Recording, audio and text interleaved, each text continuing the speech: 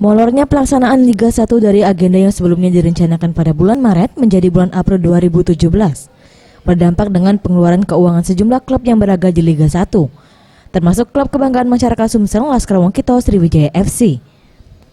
Menurut Faisal Mursid, Sekretaris SFC, dengan tertundanya pelaksanaan Liga 1 menjadi bulan April berdampak dengan bertambahnya pengeluaran keuangan klub SFC dan harus dipenuhi manajemen SFC kepada pemain dan pelatih.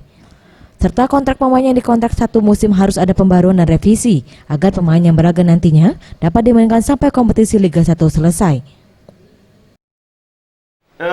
Kalau dari sisi finansial sudah jelas, karena durasi kompetisi yang akan dilaksanakan kan makin panjang sehingga juga kan kita juga dari sisi akomodasi, dari sisi operasional tim juga akan lebih panjang 1 bulan gitu.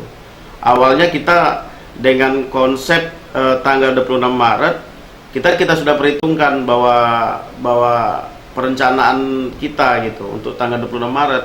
Namun nyatanya kita ini juga baru informasi melalui media. Untuk permasalahan ini akan direspons secepatnya oleh tim manajemen SFC. Hal ini dilakukan agar pemain dapat bermain maksimal tanpa ada beban, sehingga target juara kompetisi Liga 1 yang dicanangkan oleh Presiden klub dapat tercapai. Faradu Satria, Sriwijaya TV.